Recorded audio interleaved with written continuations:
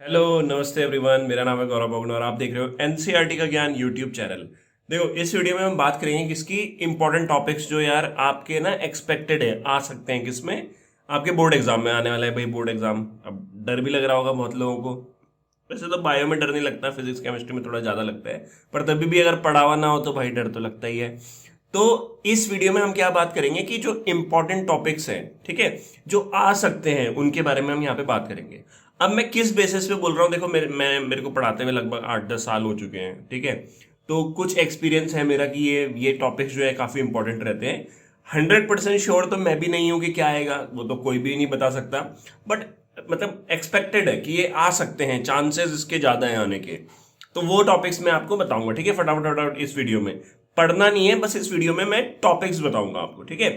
तो देखो यहाँ पे इस चैप्टर के, जिससे चैप्टर खुल गया, अब इस चैप्टर के यहाँ पे तो कुछ भी नहीं है, ठीक है। यहाँ पे पढ़ने के लिए कुछ नहीं है, ये स्ट्रक्चर भी इतना इंपॉर्टेंट है नहीं है क्योंकि छोटी छोटी क्लास में भी रहता है ये।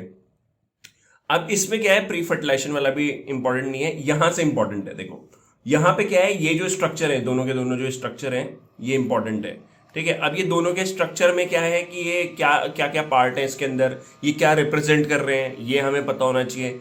इसके अलावा यहाँ पे इतना कोई इंपॉर्टेंट नहीं है।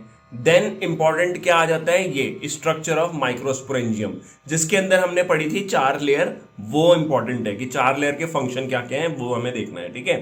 देन इसके बाद आ जाता है ये माइक्रोस्पोरोजेनेसिस, भी ये कई बार आ गया पर इतना इंपॉर्टेंट नहीं है। हाँ, ये पोलन ग्रेन्स। अब इस पोलन ग्रेन्स में क्या इंपॉर्टेंट है, इन पोलन ग्रेन्स में इंपॉर्टेंट है इसका लेयर, एक्साइन और इंटाइन लेयर। और इसमें जर्मपोर वाला जो टॉपिक है, जर्मपोर से क्या बनता है, उसका क्या काम होता है, ये इंपॉर्टेंट है। देन उसके बाद यहाँ पे क्या और क्या इंपॉर्टेंट है कि इसमें 2 टाइप के सेल्स होते हैं, वेजिटेटिव और जनरेटिव सेल, ठीक है। वो उनका क्या फंक्शन होता है वो हमें पता होना चाहिए।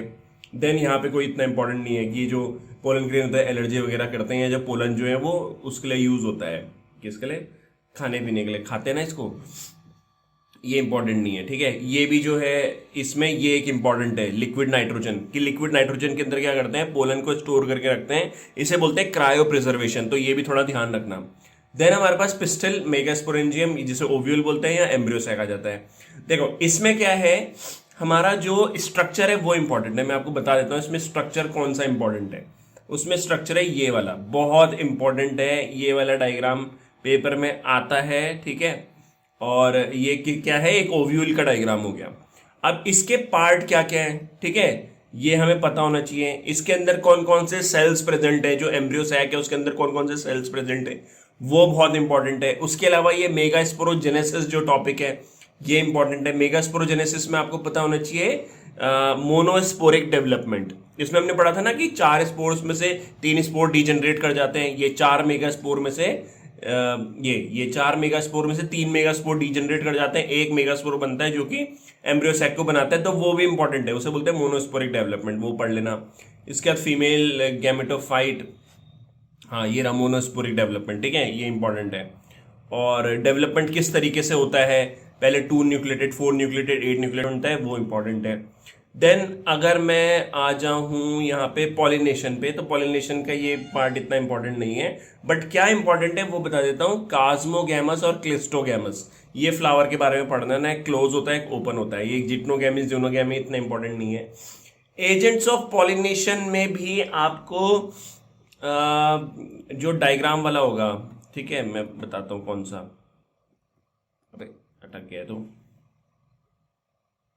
ठीक है, मतलब वैसे अटक गया, ऊपर अभी होगा वो, बट मैं तुम्हें ये बता रहा हूँ कि यार ये ना एक्सपेक्टेड इंपॉर्टेंट टॉपिक्स हैं, इसको जरूर पढ़ लेना एक बार। हाँ चलो चल गया, ये वेलिसनेरिया के बारे में पढ़ लेना, वेलिसनेरिया का इंपॉर्टेंट है, ये पेपर में आने के चांसेस होते हैं काफी ज्यादा कि वेलिसनेरिया में पॉलिनेशन कैसे होता है, ठीक है।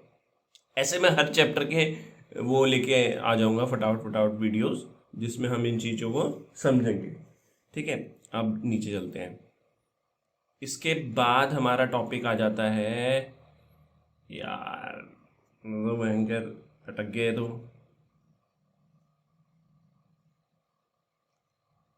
एक मिनट, ठीक है। हाँ, आउटब्रीडिंग डिवाइसेस इंपॉर्टेंट टॉपिक है। आउटब्रीडिंग डिवाइसेस में कैसे कैसे आउटब्रीडिंग को प्रमोट करता है प्लांट, वो इंपॉर्टेंट है। पोलन पिस्टल इंटरेक्शन भी इंपॉर्टेंट है, ठीक है। पुल एंड पिस्टन इंटरेक्शन भी पढ़ लेना। इसके अलावा ये आर्टिफिशियल हाइब्रिडाइजेशन, इमस्कुलेशन, बैगिंग, ये इंपॉर्टेंट नहीं है, कई बार आ गया। हाँ, इससे क्वेश्चन आता है डबल फर्टिलाइजेशन, मोस्ट इंपॉर्टेंट। इस पूरे चैप्टर का जो इंपॉर्टेंट पार्ट है वो है डबल फर्टिलाइजेशन। ठीक है, डबल फर्टिलाइजेशन में क्या बनता है, कैसे बनता है। पोस्ट फर्टिलाइजेशन में ये स्ट्रक्चर इंपॉर्टेंट है। ठीक है, देन ये स्ट्रक्चर इंपॉर्टेंट है। स्क्यूटेलम क्या होता है वो इंपॉर्टेंट है। देन एम्ब्रियो के बारे में, हाँ ये एम्ब्रियो का ही हो गया। ठीक है, सीड्स में अपने पास डोरमेंसी इंपॉर्टेंट है। ठीक है, डोरमेंसी क्या होता है, और फॉल्स फ्रूट, ट्रू फ्रूट इतना इंपॉर्टेंट है नहीं हमारे लिए। ठीक है, ये मतलब ये थोड़ा वैसे क्वेश्चन है जो आते नहीं है इतना। ठीक है, पार्थेनोग्राफिक फ्रूट भी इतना इंपॉर्टेंट है नहीं, बट आ सकता है।